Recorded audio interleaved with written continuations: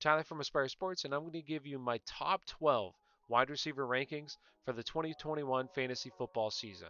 It's never too early to start preparing for your draft to crush your leagues, right? To prove all your friends wrong. So let's go ahead and get into the video. If you like this content, please like and subscribe. We'd really appreciate it. So the first one here is going to be Davante Adams. Obviously, I feel like he should be the unanimous wide receiver one, right?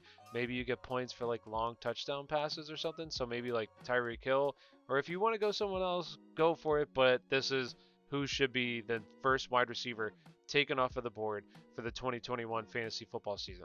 He's the best wide receiver in the NFL, playing with just one of the greatest quarterbacks ever, and sees the ball plenty, scores a bunch of touchdowns. So Davante Adams, number one. Coming in at number two is going to be Tyreek Hill. I feel like this is another pretty obvious one, right? He's going to be probably the unanimous number two wide receiver taken off of the board. So Tyreek Hill plays on the best offense in the league, best quarterback in the league, plays in a great system. Travis Kelce across the middle, opening things up deep for him. So it's just a dream situation. This offense is so good. So Tyreek Hill, obvious choice for number two. Coming in at number three is going to be Stefon Diggs. Stefon Diggs this season led the league in yards, catches, and targets. The only thing that he could improve upon really is touchdowns. And if he does, he has potential to finish as wide receiver number one. This is somebody who is brand new to the system, right? No offseason. Him and Josh Allen. Josh Allen took a big step forward. I think that continues next season with an offseason. Like, the sky's the limit for these two. I honestly think he has a chance to finish as wide receiver number one next year, especially if he can score in the red zone, where this year he was fifth in the league in red zone targets. So he just didn't score touchdowns. Maybe next year he scores some touchdowns, which I think could vault him to being the number one wide receiver in fantasy football. So Stefon Diggs, number three. Coming in at number four is going to be DeAndre Hopkins. And I think DeAndre Hopkins kind of in the same boat as Stefon Diggs, where they just both didn't have a full offseason with their quarterbacks to really improve upon the chemistry, but the chemistry was very good at the start, right? And I think it's only going to get better. You have both of these guys who had a bunch of targets, a bunch of receptions, a bunch of yards. They just didn't score touchdowns, which touchdowns are incredibly difficult to predict year in and year out. So if there's some positive, I think there's going to be some positive regression here where he's going to score some more touchdowns, maybe not as many receptions and that stuff, but the touchdowns are definitely going to improve, I think, which are going to vault him into possibly the top three at his position. So I would feel comfortable definitely drafting him as the fourth wide receiver off of the board. So DeAndre Hopkins, number four. Coming in at number five is going to be Calvin Ridley. And as you can see over here, he finished as wide receiver number four this year. And that was missing a game, having a goose egg against the Packers because he was hurt, and then leaving before halftime against Carolina. So the sky's the limit with this kid. I think this is kind of like a transfer of power where Julio, right, was the number one wide receiver. Now I think he's going to be. How it went with like Marvin Harrison to Reggie Wayne. I feel like this is going to kind of be the same thing. He's going to be the number one wide receiver, and he's getting targeted plenty inside the 5-yard line. He was second this year in targets. So he's seeing the ball where it counts. I love Calvin Ridley this year. Take him. If he's going outside the second round, he's a steal. Draft him early. He's going to be a stud. Return the value for you. Calvin Ridley, number five. Coming in at number six is going to be A.J. Brown. On a per game basis, he averaged the fifth most fantasy points at the wide receiver position this year. Now, he missed a couple of games. That's why he finished as wide receiver number 14, because there was a stretch where he had a bone bruise in the beginning of the season. If he didn't play on a run-first team, he would definitely be drafted, I think, higher and would be highly valued. I did see in the comments that some people were questioning why is he being drafted so early, like in the second round. If he goes in the third round, say like I said about Calvin Ridley, then he's a steal. The kid is a stud. Imagine, let's just say that next year, the Titans aren't able to run the football as much as they have in the past, right? So they might have to throw the ball a little bit more. He's already averaging the fifth most points at the wide receiver position this year on a run-first team. Imagine next year if they have to throw the ball a little bit more. Where do you think he can finish then? I think he's kind of like the same.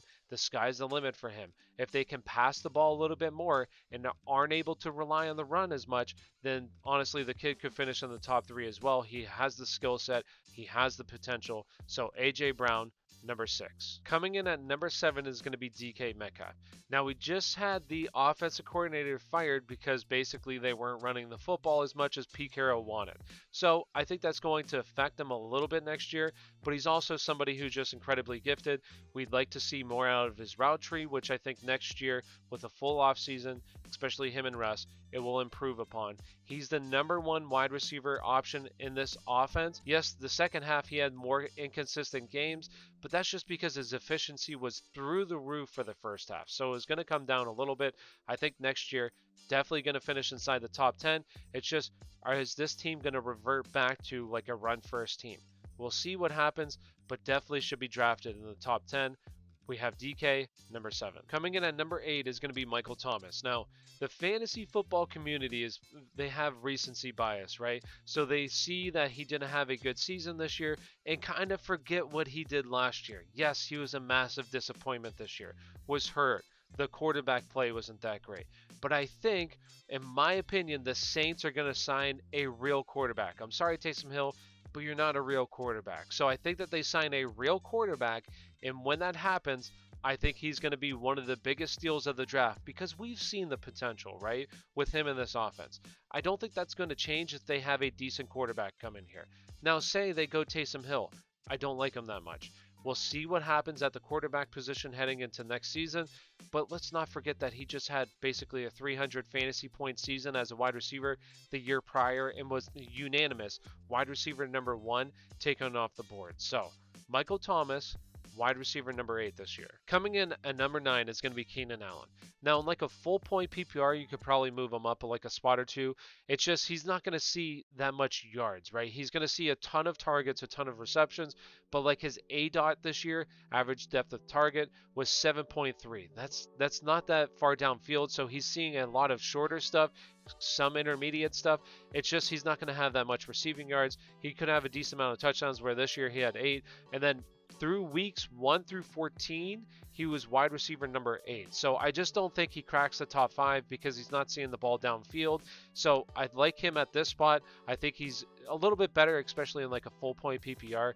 But in terms of 0.5 PPR, wide receiver number 9 for me. Coming in at number 10 is going to be Justin Jefferson. Justin Jefferson had one of the best rookie wide receiver seasons ever. And not only in fantasy football, but in terms of just NFL history, right? And especially in terms of where he was graded by Pro Football Focus, one of the best wide receiver seasons ever in terms of a rookie wide receiver. So, how does he build upon that? I think it just gets better, right? I think next year, like I keep saying this about some guys, but especially like the newer guys in these systems, a full off season, especially with Kirk Cousins, who Kirk Cousins, a lot of people don't give him that much credit, but he's an okay, especially in fantasy football, an okay fantasy quarterback, right? So full off season next year. I think he's the number 1 wide receiver in this offense, and it's only going to get better. This year finishes wide receiver number 7, and I honestly think he could definitely finish inside the top 10, has potential to finish inside the top 5. It's just how much do they pass the ball, right? This is a team that likes to run the football. So I think inside the top 10 is definitely possible for Justin Jefferson again. So wide receiver number 10. And coming in at number 11 is going to be Allen Robinson. Allen Robinson, throughout his career, he's been very consistent, right? He's had guys like Blake Bortles throwing the ball, Mitchell Trubisky, Nick Foles. This year, finishes wide receiver number 10, despite the fact that Chicago had so many issues on the offensive side of the ball. So there's some talks that he could possibly be leaving because he's a free agent this year. So we'll see where he goes. Maybe he goes somewhere like a really good situation, and he could definitely move up the draft board depending on where he goes. Say he stays here in Chicago, then I think he's good at wide receiver number 11. It's going to be some inconsistent games just because who's the quarterback going to be? Mitch Trubisky? Are they going to re-sign him? Are they going to go out and try to get somebody else? Say they do get somebody else, somebody better. Say Jameis, right? Then I think you move him up even more. So we'll see what happens. Obviously, this is very early. With all these guys, there's some concerns in terms of who the, say, quarterback is or the head coach of some of these teams. So right now, we'll see where he goes, but I think he's good at wide receiver number 11. And coming in at number 12 is going to be Amari Cooper. You might think this is a little bit too high, but I think Dak is going to come back. Now, if Dak doesn't come back, then obviously move him down the rankings a little bit. But I think with Dak there, this year in the full games that him and Dak played together, he was averaging 16.7 fantasy points per game. He had 51 targets, 37 receptions, and 401 yards and 1 touchdown. So 16.7, if we stretch that across the full season, he's averaging 16.7 points per game with Dak. That would rank as wide receiver number 3 on the season. So potential to finish inside the top 3 at the position. I think he's going to be a steal in most fantasy drafts. I feel like he's going to go later than what he should be going. So coming in at wide receiver number 12 is going to be Amari Cooper. And that does it. If you like this content, please like and subscribe. We'd really appreciate it. There's more to come, and I'm going to be releasing videos every single week, multiple videos. So make sure you turn on that bell notification, especially if you're a fantasy football fanatic like myself. I will help you be prepared for the fantasy football draft and crush your leagues. Thank you for watching, and have a great day.